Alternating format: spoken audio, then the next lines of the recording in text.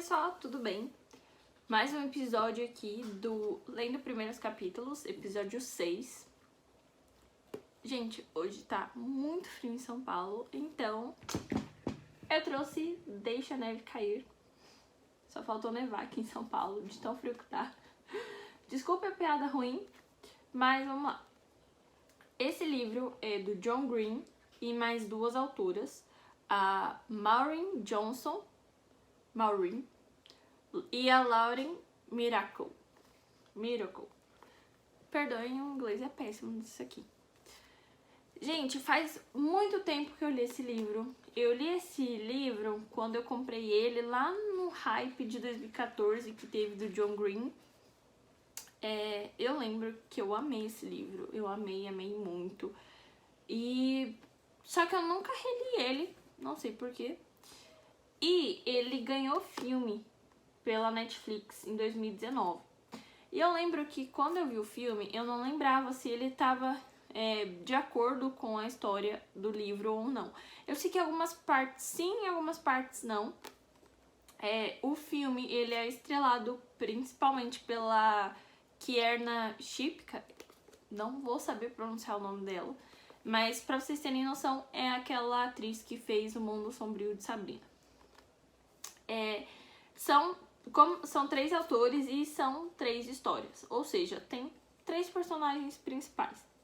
E o legal é porque cada um conta uma história, então ele é dividido em 3 partes, e no final acontece de juntar todo mundo no mesmo lugar. No filme, eu lembro que eu gostei muito do filme, era um filme, ele foi lançado na época de Natal, que a Netflix tem essa onda, né? Chega Natal, eles lançam um monte de coisa natalina.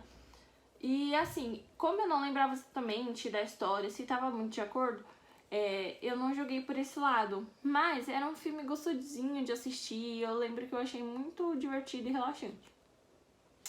Agora, vamos pra leitura.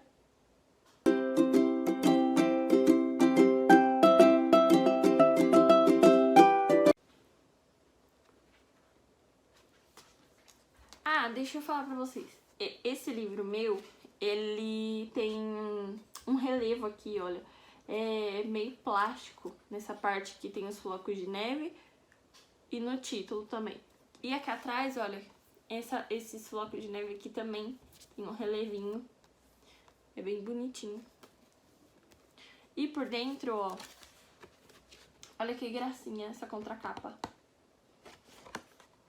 Aqui também tem uns desenhos, olha. Bem bonitinho, bem vibes Natal mesmo. Então vamos lá. É da editora Roku Jovens Leitores. Tradução da Mariana Conert. Perdoa, Mariana. Não sou boa com o sobrenome. Como eu disse, cada autor escreveu uma história. Então aqui o sumário tem cada história dividida em 3 partes e quem escreveu tá embaixo. Então, o primeiro é o Expresso Jubileu, foi escrito pela Maureen Johnson. A história do meio, o Milagre da Torcida de Natal, foi o John Green que escreveu. E, por fim, o Santo Padroeiro dos Porcos foi pela Lauren Miracle. A gente vai começar por esse, né, porque é o primeiro capítulo. Então, a gente vai ler da perspectiva da Maureen. E outra, olha o sumário também, ele é decoradinho.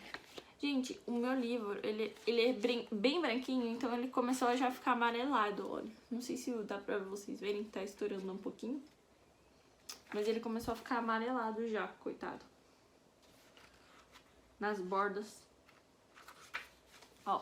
Aí aqui, ó, o Expresso Jubileu da Maureen.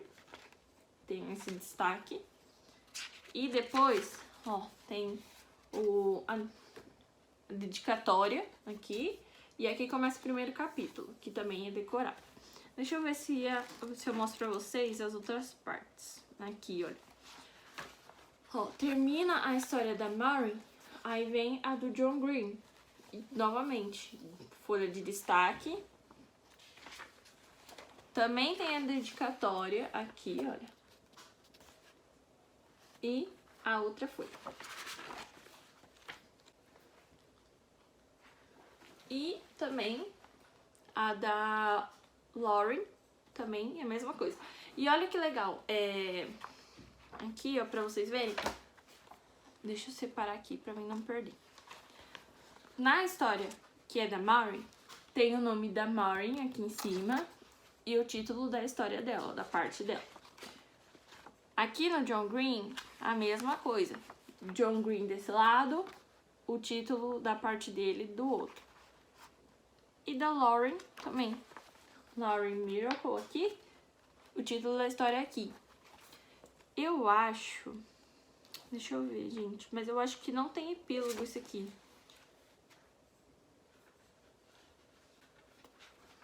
Peraí, só um minuto.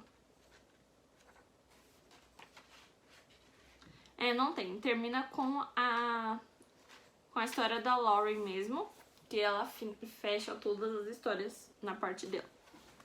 Aí aqui atrás tem os 3 autores. E vamos lá. Então, parte 1. O Expresso Jubileu, por Maureen Johnson. A dedicatória. Para Hamish, que incorporou o método desça a montanha muito rápido e se algo aparecer no seu caminho, vire. Fecha aspas. Para me ensinar a lidar com uma encosta nevada. E para todos aqueles que trabalham arduamente atrás da fachada de um monólito corporativo. Para todas as pessoas que precisam dizer grande late 3.000 vezes por dia. Para todas as almas que alguma vez precisaram enfrentar uma máquina de carvão de crédito quebrada durante o frenesi do Natal. Este é para vocês. Capítulo 1. Era a noite antes do Natal. Bem, para ser mais precisa, era a tarde antes do Natal. Mas, antes que eu leve você para o âmago da ação, vamos esclarecer uma coisa. Sei, por experiência própria, que, se surgir mais tarde, vai distraí-lo tanto que você não conseguirá se concentrar em mais nada, garanto. Meu nome é Jubileu Dougal. Pare um momento para absorver a informação. Viu? Quando a recebe logo no início, não é tão ruim. Agora, imagine se eu estivesse na metade de uma história longa, como a que estou prestes a contar, e deixasse essa bomba cair em você. A propósito, meu nome é Jubileu. Você não saberia o que fazer em seguida. Sei que Jubileu é meio que um nome de stripper. Você provavelmente acha que eu recebi o chamado do Polly. Mas não, se me visse, perceberia rapidinho que eu não sou uma stripper. Eu acho. Tenho cabelos pretos no estilo Bob. Uso óculos na metade do tempo. Na outra metade, uso lentes de contato. Tenho 16 anos, canto no coral, sou membro dos Matletas, o time de matemática do colégio. Jogo hóquei sobre grama, o qual não requer a graça do rebolado e do corpo besuntado em óleo, que é a marca registrada de uma stripper. Não tenho nada contra strippers, caso alguma esteja lendo isso. Simplesmente não sou uma. Minha maior preocupação no que diz respeito ao striptease é o látex.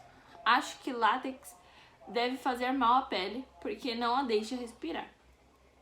Minha objeção é que Jubileu não é um nome, é um tipo de festa. Ninguém sabe que tipo. Já ouviu falar de alguém que deu uma festa de jubileu? E se eu visse, você iria? Porque eu não. Parece algo para o qual é preciso alugar um enorme objeto inflável, decorar com fileiras de bandeirolas e fazer planos complicados para se livrar do lixo. Pensando bem, talvez o termo seja intercambiável com festa de quadrilha. Meu nome tem muito a ver com essa história e, como eu disse, era tarde antes do Natal. Eu estava em um daqueles dias em que você sente que a vida gosta de você. As provas tinham acabado e a escola estaria em recesso até depois do ano novo. Eu estava sozinha em casa, que estava bem aconchegante e acolhedora. Estava vestida para a noite em um novo modelito para o qual havia economizado. Uma saia preta, meias calças, uma camiseta vermelha com brilho e minhas botas pretas novas. Bebia um eggnog latte, que eu mesma havia preparado. Todos os presentes estavam embrulhados e prontos para entrega. Tudo antecipava o grande evento.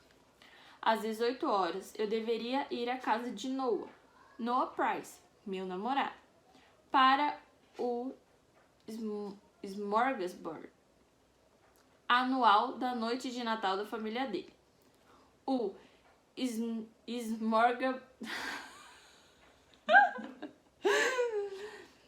O smorgasbord anual da família Price é uma ocasião importante na nossa história pessoal. Foi como ficamos juntos pela primeira vez. Gente, não para essa palavra. Antes do smorgasbord, Noah Price era apenas uma estrela no meu céu. Constante, familiar, brilhante e bem distante. Conheci a Noah desde o 4º ano, mas era como se eu conhecesse da mesma forma que conheço as pessoas na televisão. Sabia o nome, assistia ao programa. Claro, Noah estava um pouco mais próximo do que isso, mas de alguma forma, quando é real, quando é a sua vida, aquela pessoa pode parecer ainda mais distante e intangível do que uma celebridade verdadeira. A proximidade não leva à familiaridade. Sempre gostei dele, mas nunca me ocorreu gostar dele. Jamais pensei que fosse algo razoável de se querer. Ele era um ano mais velho do que eu, 30 centímetros mais alto. Tinha os ombros largos, olhos brilhantes e cabelos macios e esvoaçantes. Noah era o pacote completo. Atleta, acadêmico, figurão do conselho da escola, o tipo de pessoa que você pensa que só namora modelos, espiãs ou pessoas cujos nomes são dados a laboratórios. Então, quando Noah me convidou para ir ao El Smorgasbord na véspera de Natal do ano passado, eu quase arranquei um olho de tão animado e perplexo. Não consegui andar em linha reta durante 3 dias depois de ter sido convidada. A situação ficou tão ruim que eu de fato tive que conscientemente praticar o simples ato de andar. No meu quarto, antes de ir para a casa dele. Eu não sabia que ele tinha me convidado porque gostava de mim, porque a mãe o obrigou, nossos pais se conhecem, ou porque havia perdido uma aposta. Todas as minhas amigas também ficaram animadas, mas elas pareceram entender melhor do que eu. Garantiram que ele estava de olhos nos atletas, por minha causa, que ria das minhas tentativas de fazer piada sobre trigonometria, que me incluía nas conversas. Foi tudo tão louco, tão esquisito, quanto descobrir que alguém tinha escrito um livro sobre a minha vida ou algo assim. Quando cheguei lá, passei a maior parte da noite plantada em segurança num canto conversando com a irmã dele, que, embora eu a ame, não é exatamente uma pessoa de conteúdo. Existe um limite para o quanto se pode dizer a respeito de suas marcas preferidas de casacos com capuz antes de sentir que as paredes da conversa estão se estreitando. Mas ela dispara como um atleta. Elise tem algumas opiniões sobre o assunto. Finalmente, consegui escapulir bem no momento em que a mãe de Noah serviu mais um prato e eu pude usar a desculpa: "Ah, com licença, mas aquilo me parece bom." Eu não tinha ideia do que havia ali, mas no fim das contas vi que era peixe em conserva. Estava virando as costas quando a mãe dele disse: "Você precisa experimentar um pouco." Credo. Como sou muito influenciável, experimentei, mas dessa vez funcionou, pois foi quando reparei que Noah me observava. "Fico muito feliz que tenha provado", disse ele. Eu perguntei o motivo, pois realmente acho que suspeitava que fosse tudo uma aposta. Abre aspas. "Ok, eu chamo, mas vocês terão que me dar $20 se eu conseguir fazê-la comer peixe em conserva." Fecha aspas. "Porque eu comi isso", respondeu ele. Eu ainda estava de pé ali, com o que presumo que fosse uma expressão muito encantadora de total estupidez estampada no rosto, quando ele acrescentou: "E eu não poderia beijá-la a não ser que você comesse também." Isso é, ao mesmo tempo, nojento e romântico de tirar o fôlego. Ele poderia muito bem ter subido e escovado os dentes, mas ficou e espreitou ao lado do peixe à minha espera. Fugimos para a garagem, onde nos beijamos debaixo da prateleira de ferramentas elétricas. Foi o começo de tudo. Então, a véspera de Natal, específica sobre a qual estou prestes a contar, não era somente qualquer véspera de Natal. Era nosso aniversário de 1 ano. Era quase impossível acreditar que 1 ano tinha se passado. Tudo aconteceu tão rápido. É que Noah está sempre muito ocupado. Quando veio ao mundo pequenininho, agitado e rosa, provavelmente precisou tirar as digitais do pé e sair do hospital o mais rápido possível para uma reunião. Como era veterano, jogador do time de futebol e presidente do conselho estudantil, o tempo dele fora minguado para quase nada. Acho que durante o ano em que namoramos, tivemos uns 12 encontros de verdade, com apenas Noah e eu indo sozinhos a algum lugar. Mais ou menos uma vez por mês. Fizemos muitas aparições juntos. Noah e Jubileu na venda de bolinhos do conselho estudantil. Noah e Jubileu na rifa do time de futebol. Noah e Jubileu na doação de alimentos, na sala de reforço, na reunião de organização do baile de volta às aulas. Noah estava ciente disso, e embora aquela noite fosse um evento familiar ao qual muitas pessoas compareceriam, ele prometeu que teríamos tempo só para nós dois. E se certificou disso ao ajudar com os preparativos. Se ficássemos 2 horas na festa, de acordo com o que tinha prometido, poderíamos escapar para o quarto dos fundos e trocar presentes e assistir ao filme Grinch juntos.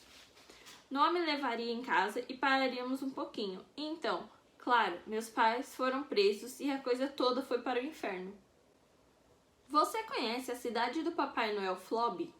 A cidade do Papai Noel Flob é uma parte tão importante da minha vida que eu presumo que todo mundo saiba o que é, mas recentemente me disseram que eu presumo demais, então vou explicar. A cidade do Papai Noel Flob é uma série de peças de cerâmica colecionáveis que você combina para formar uma cidade. Meus pais as colecionam desde que eu nasci. Vejo aquelas minúsculas ruas de paralelepípedo de plástico desde que era pequena o bastante para ficar de pé sozinha. Temos tudo: a ponte de Bengala Doce, o lago Snowbelog, a loja de jujuba, a padaria de biscoitos e pães de gengibre, o beco Sugar Plum, e a cidade não é nada pequena. Meus pais compraram uma mesa especial para colocá-la, que ocupa o centro da nossa sala de estar desde o dia da ação de graças até o ano novo. Precisa de 7 extensões para funcionar. Para diminuir o impacto ambiental, convenci meus pais a desligarem à noite, mas foi uma luta. Recebi o nome em homenagem ao prédio número 4 da cidade do Papai Noel Flob, o Salão Jubileu. O Salão Jubileu é o maior prédio da coleção. É o lugar central onde os presentes são feitos e embrulhados. Há luzes coloridas, uma esteira transportadora funcional com presentes presos a ela e pequenos elfos que se viram como se estivessem colocando e tirando os presentes. Cada elfo do Salão Jubileu tem um presente colado à mão. Então, na verdade, parece um bando de seres atormentados, condenados a levantar e abaixar o mesmo presente repetidas vezes, até o fim dos tempos, ou até o motor quebrar.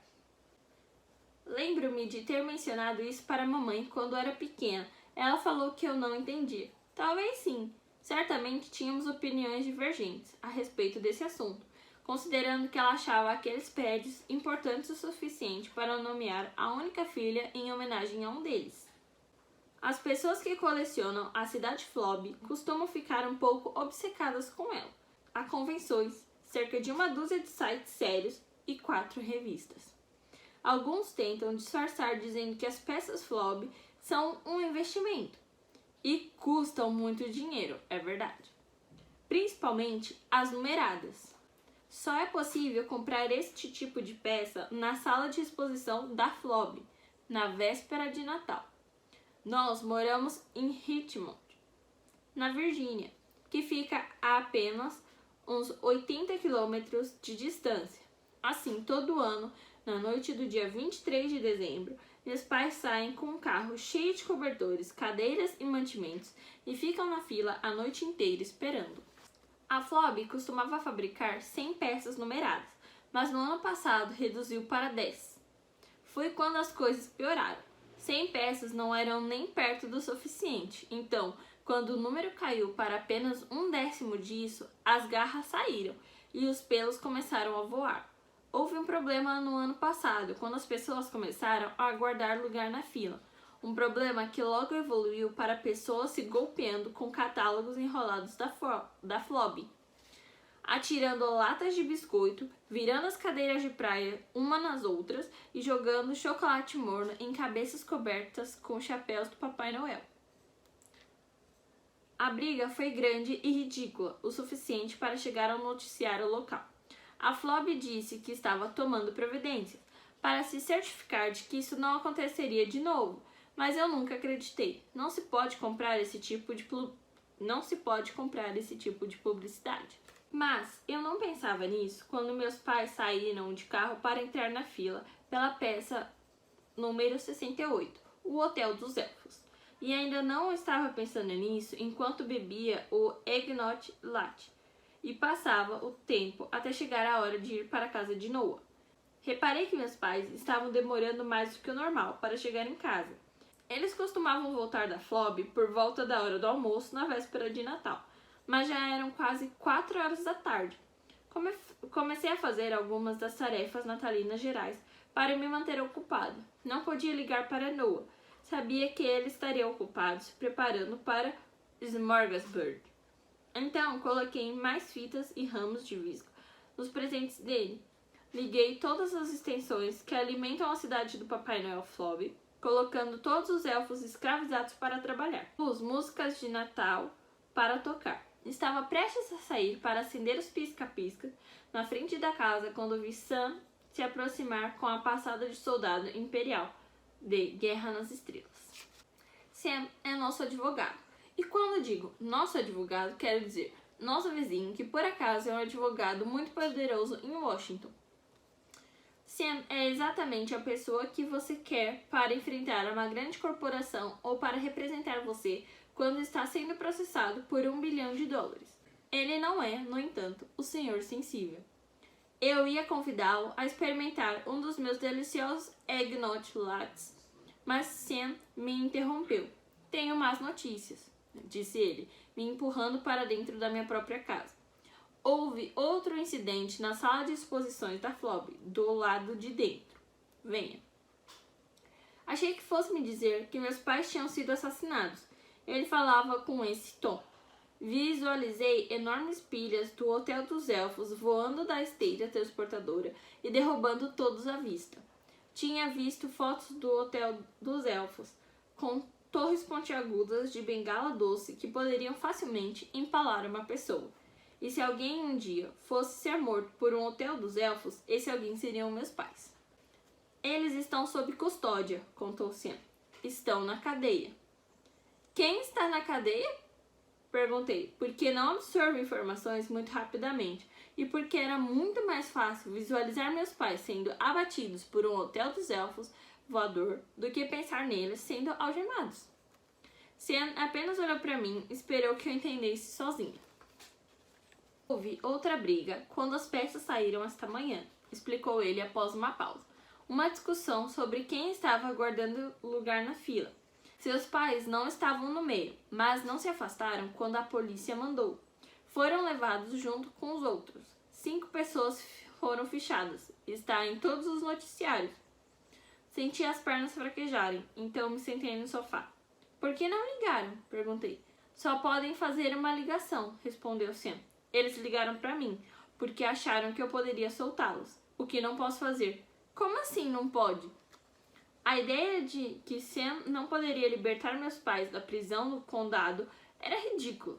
Era como ouvir um piloto no intercomunicador dizer: Oi pessoal, acabo de me lembrar que eu não sou bom em pousos, então vou só ficar voando por aí até alguém ter uma ideia melhor. Fiz o melhor que pude, continuou o advogado, mas o juiz não vai ceder, está de saco cheio desses problemas com a FLOB, então vai fazer de todos um exemplo. Seus pais me instruíram a levá-la até a estação de trem.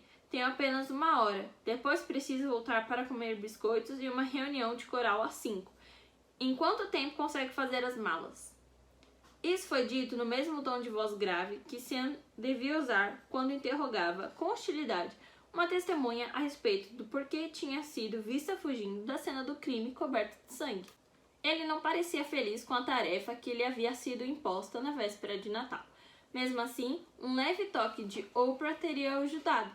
Malas? Estação de trem? Quê? Você vai para a Flórida ficar com seus avós, disse Sean. Não consegui um voo. Foram todos cancelados por causa da nevasca. Que nevasca? Jubileu, falou Sean bem devagar, após concluir que eu era a pessoa menos atenta do planeta. Vamos ser a maior nevasca dos últimos 50 anos.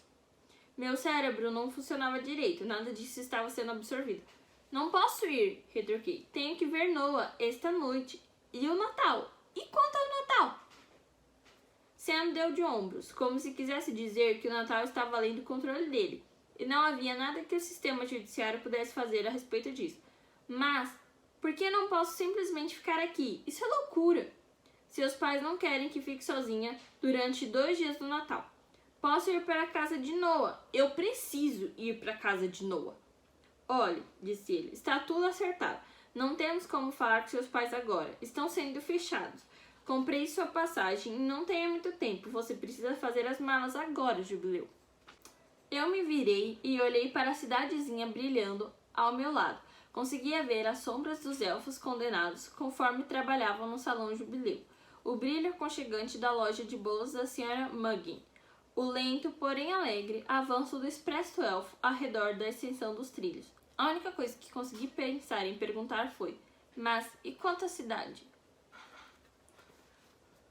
Então, pessoal, esse foi o capítulo 1 de Deixa a Neve Cair.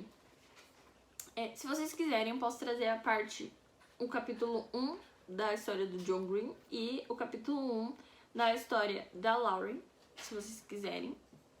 Então, deixem aí nos comentários. Espero que vocês tenham gostado e até o próximo!